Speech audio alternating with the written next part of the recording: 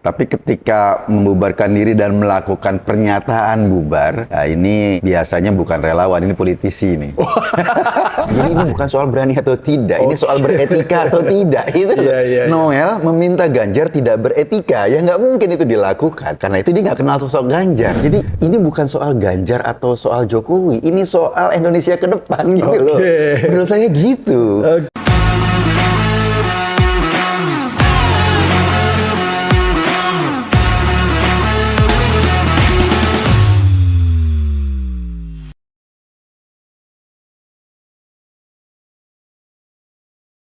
Halo sahabat Tuki, bagaimana kabarnya hari ini? Saya berharap sahabat Tuki pada sehat semua, bugar dan tentu jangan lupa bahagia.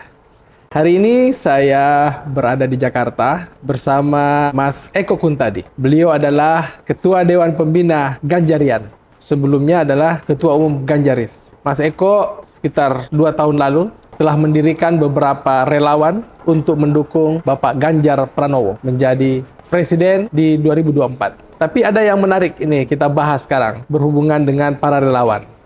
Karena kemarin kita tahu salah satu relawan yang menyatakan diri sebagai Ganjar Pranowo Mania dan juga adalah tua dari Jokowi Mania, Noel atau Immanuel Ebenezer, menyatakan mundur sebagai relawan dari Ganjar Pranowo. Dalam pernyataannya, Noel mengatakan bahwa ada 2 hal paling tidak mengapa mengundurkan diri. Yang pertama adalah bahwa dia menganggap Ganjar Pranowo belum berani untuk tampil, dan yang kedua belum kelihatan gagasan-gagasan sebagai calon presiden. Nah, ini yang membuat Noel mundur dari relawan Ganjar Pranowo. Untuk itu kita akan berbincang dengan Eko Kuntadi yang juga adalah alumni Fakultas Ekonomi UI. Dia juga adalah aktivis HMI Jakarta, penggiat media sosial, dan jurnalis tentunya. Untuk itu, kita akan berbincang dengan Mas Eko. Bagaimana kabar Mas Eko? Sehat? Baik, Alhamdulillah. Alhamdulillah, Mas Eko. Oke, kita ngobrol-ngobrol. Aduh. Sambil sampai. Ya, silakan. Mas Eko, ini kita lihat bahwa Pilpres semakin dekat. Dan tensinya sudah mulai kelihatan ya. Sudah cukup tinggi tensinya ini. Dan kemarin salah satu relawan Ganjar Pranowo mengundurkan diri. Membubarkan diri ya. Membubarkan diri. Dan ini menurut saya hal yang menarik. Mungkin ini bisa dilihat apakah ini akan mengurangi amunisi dari para relawan Ganjar Pranowo atau bagaimana? Ya, sebetulnya sih aneh ya. Kalau ada relawan membubarkan diri, itu yang pertama itu aneh. Kalau banyak relawan, misalnya relawan Pak Jokowi dulu atau relawan Pas Ganjar, relawan Ahok, itu kita bentuk kemudian tiba-tiba nggak aktif tuh banyak gitu loh. Cuma bentuk, nggak aktif karena kesamaan visi. Tapi ketika membubarkan diri dan melakukan pernyataan bubar, nah ini biasanya bukan relawan, ini politisi nih. Karena bedanya relawan itu dibentuk, pertama kenapa kok kita mau melakukan kerja-kerja politik atau kan melakukan aktivitas-aktivitas untuk memperkenalkan sosok yang kita dukung. Dan kita mau berkorban dengan biaya, tenaga, karena kita kenal sama sosoknya. Kita tahu ideologinya, kita paham karakternya, itu kan? Gimana kita mau mendukung secara sukarela dan melakukan kerja-kerja yang luar biasa, butuh biaya, tenaga, kalau kita belum kenal?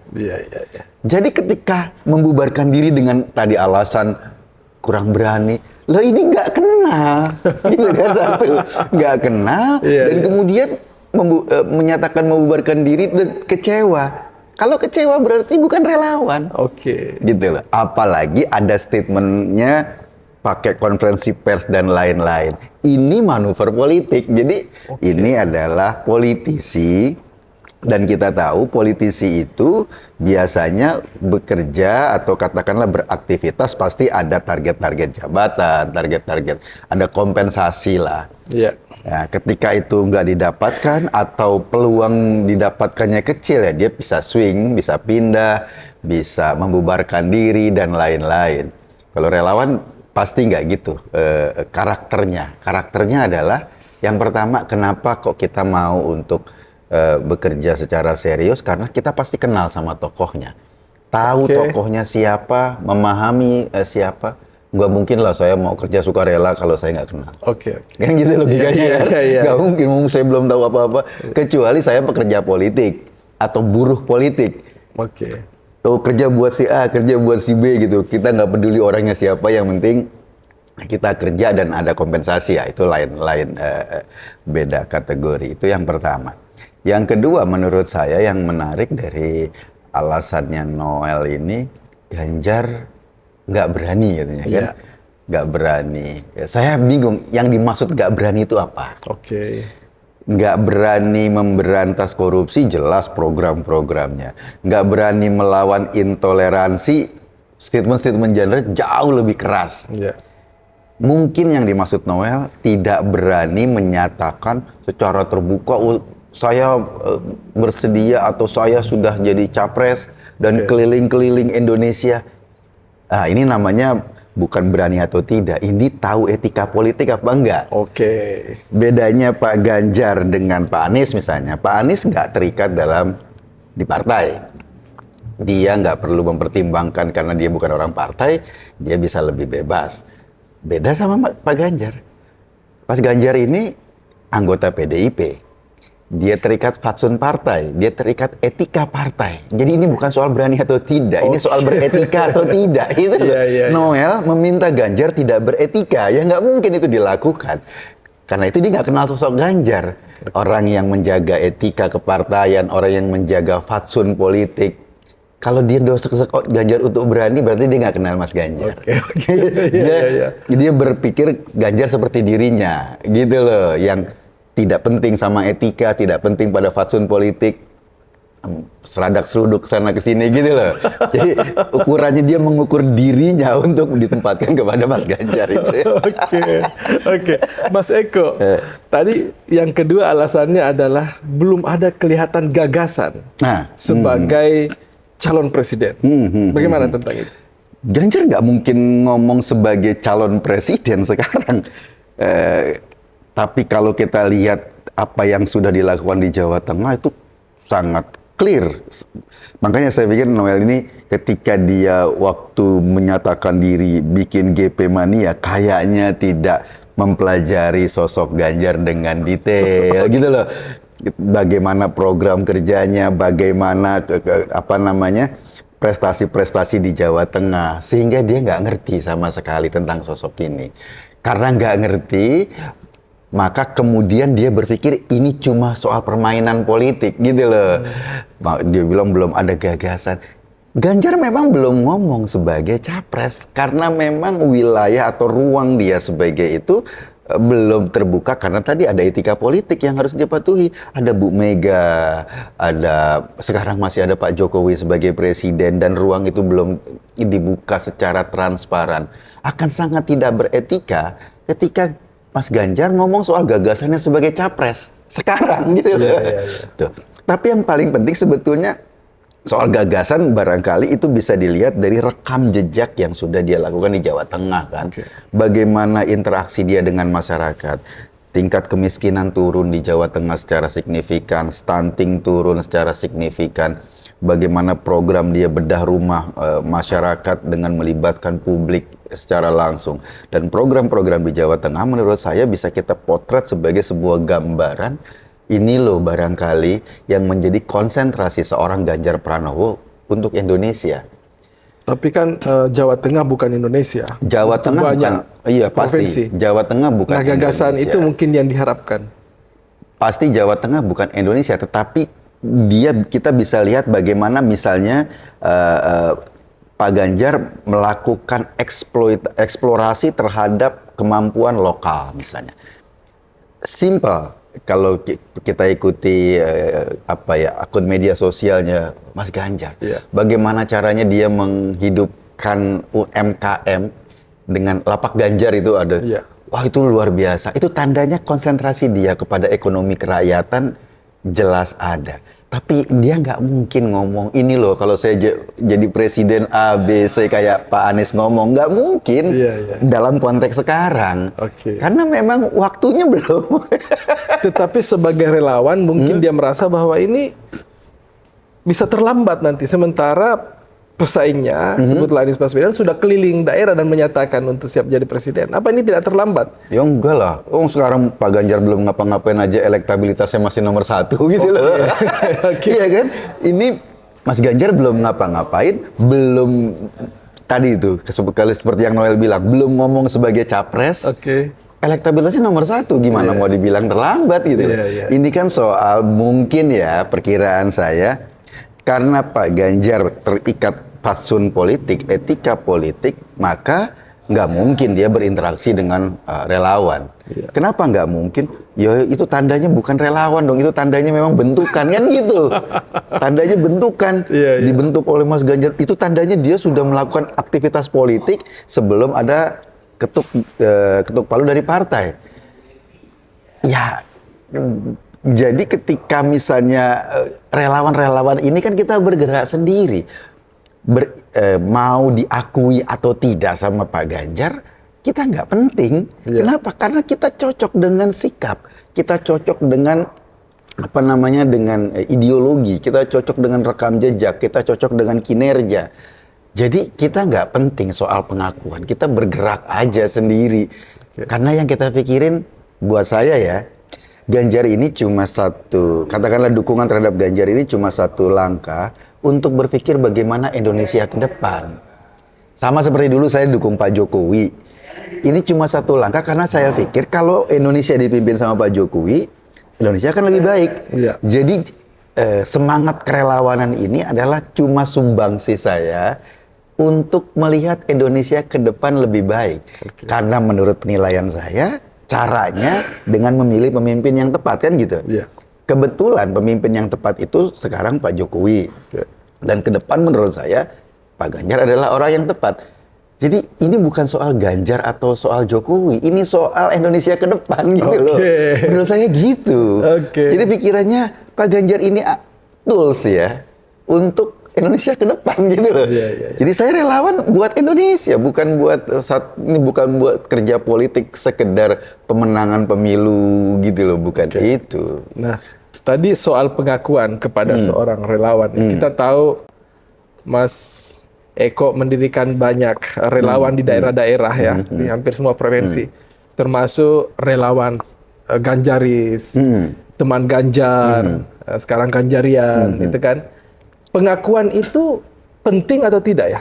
Terutama dari Pak Ganjar Pranowo. Menurut saya nggak penting. Nggak terlalu penting-penting juga mau diakui atau tidak. Pertama saya merasa teman-teman ini menjadi berkumpul dalam organisasi yang kita sebut relawan, kita sebut melakukan dukungan-dukungan politik. Itu mereka bukan politisi.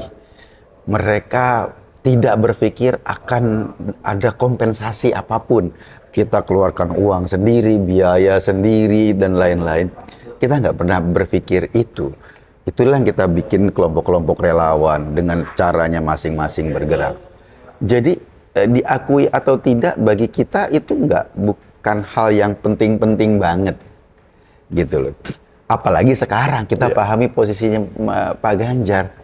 Nggak mungkin dia berinteraksi atau katakanlah itu artinya kalau justru dia berinteraksi kita hilang respect. Ketika Pak Ganjar berinteraksi dengan relawan kita, oh kok orang ini jadi ambisius banget ya? Justru karena dia nggak berinteraksi, dia merasa bahwa dia berjalan sendiri sebagai gubernur Jawa Tengah, dia melakukan tugas-tugas sebagai gubernur Jawa Tengah, dan dukungan publik ini makin bahwa orang ini nggak ambisi, tapi kita lihat dia punya kemampuan untuk Indonesia ke depan, ada rekam jejak, itu baru kita respect. Kalau dari awal Mas Ganjar menginisiasi gitu, terlibat, kita ini gitu kan. Gitu. Saya tapi pikir gitu. Sebagai relawan mungkin yang banyak mendirikan relawan-relawan di daerah, kalau Ganjar Pranowo mania ini juga bagian dari sentuhan enggak. sama Mas Eko. Kan dulu Noel itu mendirikan Joman ya, Jokowi mania. Saya nggak tahu Joman itu. Kemudian karena awal-awal terus dia mendeklarasi GP mania, Ganjar Pranowo mania. Saya nggak tahu, saya relawan kebetulan karena saya mendirikan beberapa organ relawan, saya sering ke daerah.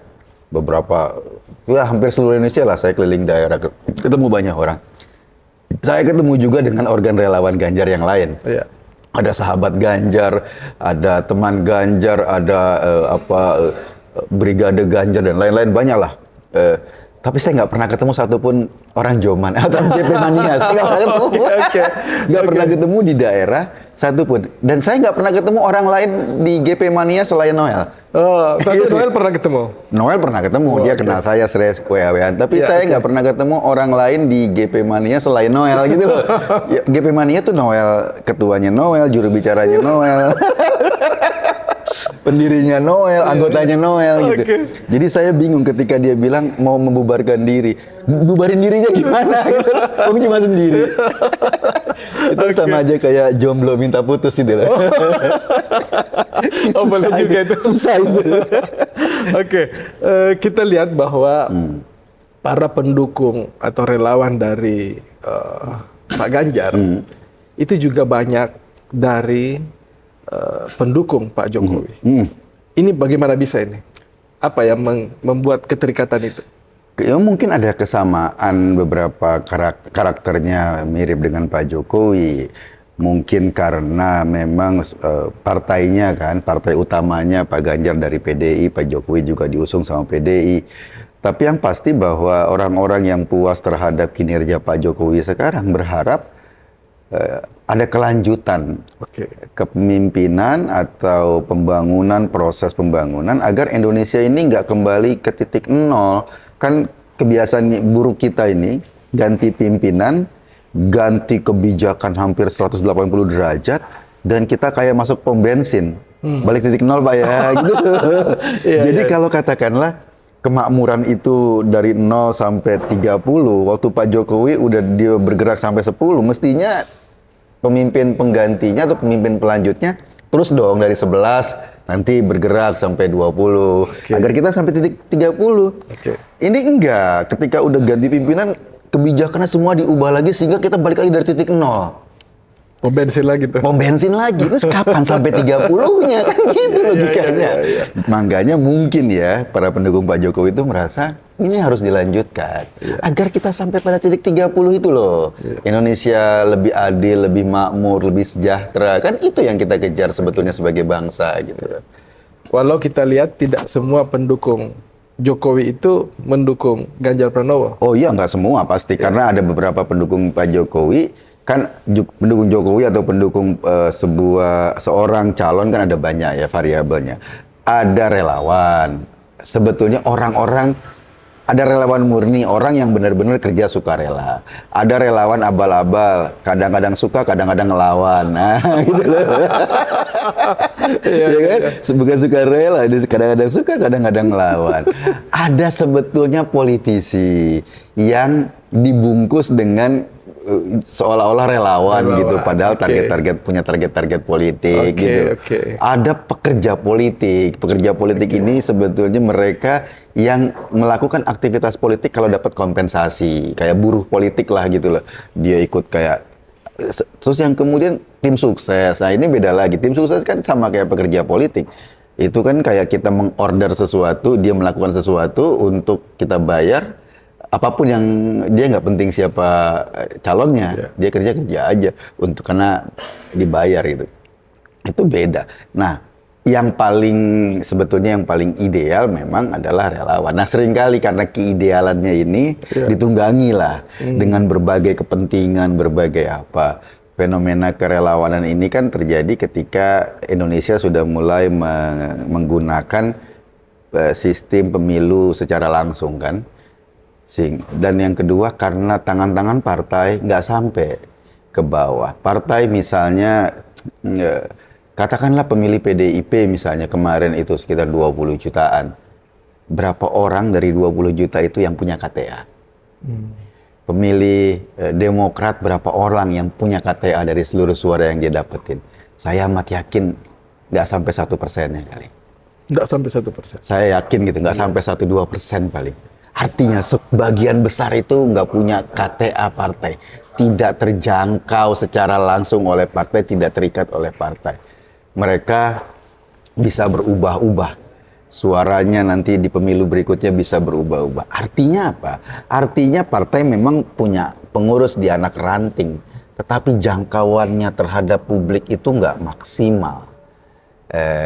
Karena itu butuh organ-organ lain yang membantu untuk melakukan pendidikan politik kepada masyarakat. Nah, relawan ini salah satu organ yang bisa melakukan bantuan pendidikan politik kepada publik gitu. Nah, kalau kita melihat ini kan Mas Eko sudah keliling provinsi nih ya, membentuk kelompok Ganjarian dan beberapa relawan lainnya termasuk teman Ganjar, Ganjaris dan lain-lain. Kerja-kerja ini apa yang paling difokuskan dalam masa ini? Sebetulnya yang paling kita fokuskan adalah bagaimana seperti tadi kita mendistribusi informasi tentang calon yang kita dukung. Misalnya gini, Pak Ganjar kan memang gubernur Jawa Tengah. Kita tahu namanya gubernur Jawa Tengah pasti lampu sorotnya tidak seheboh Jakarta. Kalau Jakarta, gubernur Jakarta pasti lampu sorotnya banyak sekali, heboh, dan kemudian publik akhirnya bisa mengakses baik lewat televisi, lewat pers. Sementara di Jawa Tengah lampu sorotnya ada tapi nggak terlalu besar. Nah, fungsi-fungsi kami sebagai relawan adalah menginformasikan kepada publik yang nggak kena lampu sorot itu, yang tidak terdampak lampu sorot itu, ini loh, ada satu putra Indonesia yang punya prestasi bagus, punya rekam jejak bagus, punya apa bagus. Ini loh, monggo silahkan dipelajari, dan ini kita merasa cocok sama Pak Gubernur Jawa Tengah ini untuk kita dorong sebagai calon presiden. Jadi fungsi kita itu meneruskan diseminasi informasi itu ya? Iya, fungsi relawan kayaknya itu, cuma itu. Bukan melakukan kerja-kerja politik itu. Bayangkan kalau relawan nggak kenal sama calonnya, seperti Noel ini, apa yang mau dikerjakan gitu loh. Fungsi apa yang mau dikerjakan? Karena fungsi relawan membantu untuk diseminasi informasi kan terhadap tokohnya. Karena itu kerja politik memang. Tapi bayangkan kalau nggak kenal, apa yang mau disampaikan ke orang lain? Gitu loh. Saya makanya lucu, gimana caranya dia jadi relawan? Mas Eko, ini kan 2023. Sebentar lagi. Dan orang sudah menunggu nih, kapan nih deklarasi lah kira-kira seperti itu dari Pak Ganjar. Dan apakah sudah pasti dan sudah yakin bahwa PDIP akan mendukung? Bagaimana soal itu? Kalau gini, kan kita pasti atau tidaknya itu ada keputusan di PDIP kan ada di tangan Bu Mega kan. Bu Mega sebagai pemegang mandat untuk memutuskan siapa calon yang akan didukung oleh PDIP. Itu mekanisme partai. Kita relawan tidak bisa masuk ke wilayah itu wilayahnya partai, bukan wilayahnya relawan. Itu yang pertama. Yang kedua, saya yakin semua partai atau semua orang yang bergerak di bidang politik pasti menggunakan hitungan-hitungan rasional ketika mengambil kebijakan politik, apalagi kebijakan untuk mendorong atau mencalonkan orang jadi presiden. Partai bukan cuma mau menang sebagai siapa presiden yang didukung menang, tetapi juga dia mau partainya menang, gitu loh. Kebijakan ini itu bisa dilihat, bagaimana kebijakan ini rasional bisa dilihat dari data-data politik yang rasional. Hasil survei itu data politik yang rasional. Kemudian analisa-analisa politik yang berdasarkan pada suara publik itu juga data politik rasional. Dan saya amat yakin ketika partai mengambil keputusan, dia akan mempertimbangkan itu. Nah, posisi sekarang setidaknya dalam survei-survei, elektabilitas Pak Ganjar terus melonjak. Tadinya Pak Prabowo nomor 1 gitu kan? Pak Ganjar nomor 2, Pak Anies masih jauh. Elektabilitas Ganjar terus melonjak, melampaui Prabowo, dan sekarang sudah nomor 1. Mungkin ada kerja-kerja relawan di situ yang bergerak terus-menerus menginformasikan kepada publik selain Noel gitu ya. Karena nggak mungkin menginformasikan, kenal juga enggak gitu. Terus kemudian ketika sekarang dia nomor 1, itu kan berarti orang atau publik sudah punya pilihan, preferensi politik.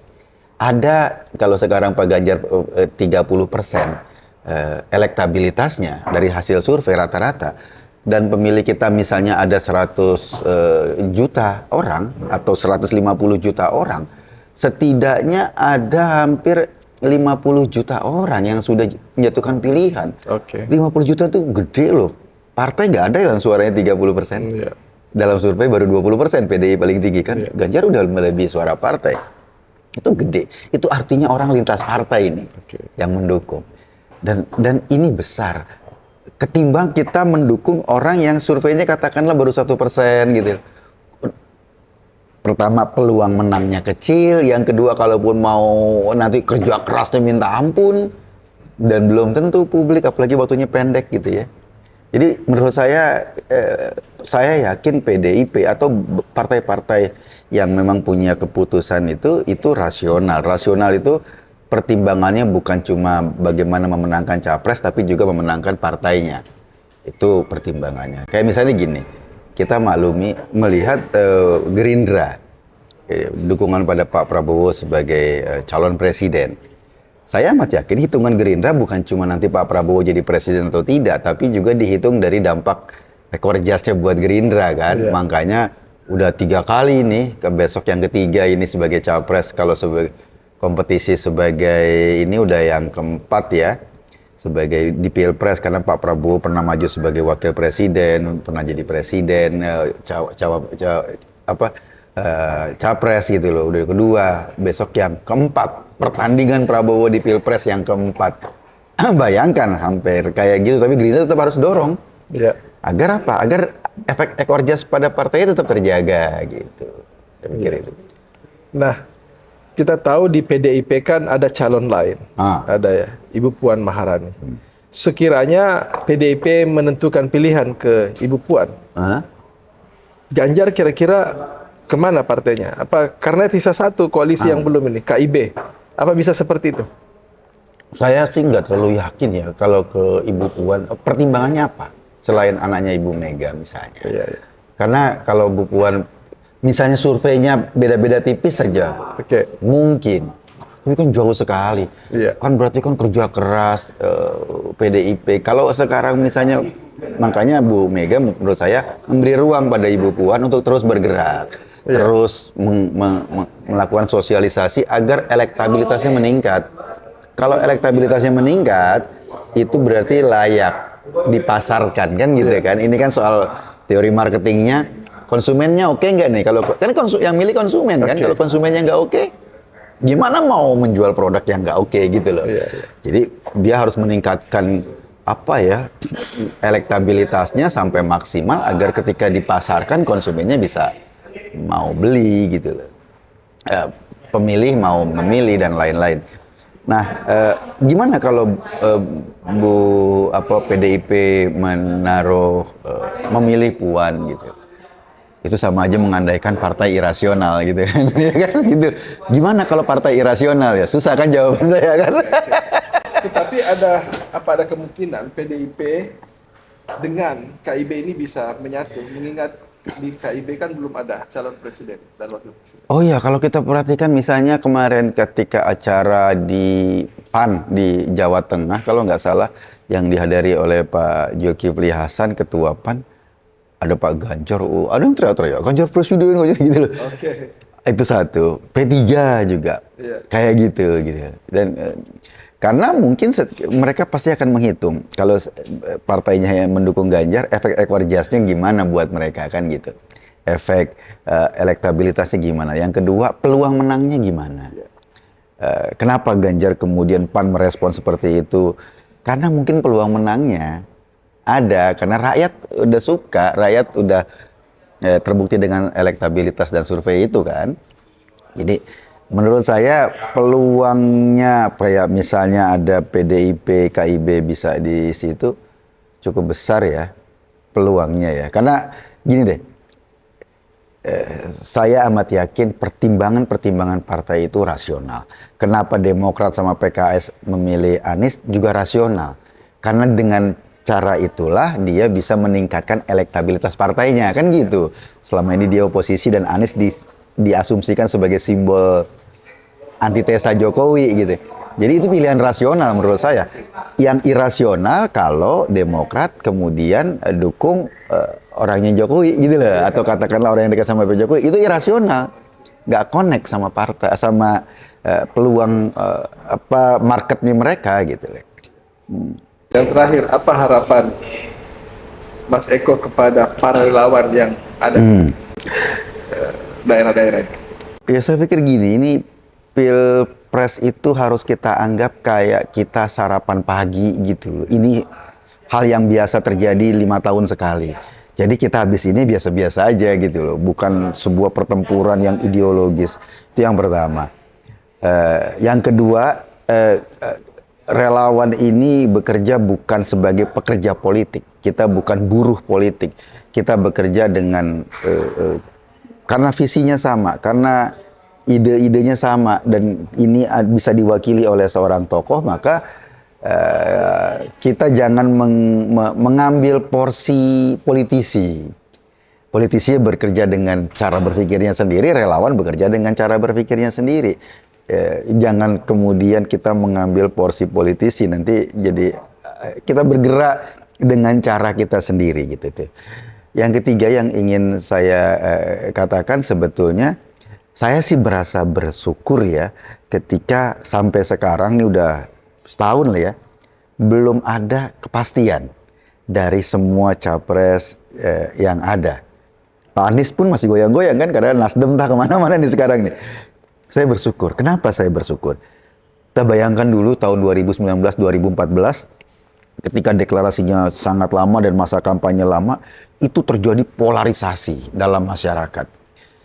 Buat saya ini menarik secara politik, tapi tidak menarik untuk bagaimana kita bergerak bermasyarakat ke depan setelah pesta demokrasi. Apalagi kalau dibumbui dengan politik identitas. Politisasi agama, wah itu bahaya ke depan. Jadi makin lama ini, saya makin bersyukur karena polarisasi makin lama, ya buktinya Noel bisa lompat sana lompat sini gitu loh. Jadi ini menandakan tidak ada polarisasi yang sangat ideologis. Dan saya berharap ini menjadi hal yang rutin saja. Besok ketika ada pemilu lagi, pilpres lagi, siapa calonnya, ada orang yang gue suka nih sama calon ini nih, aku pengen bantu dia.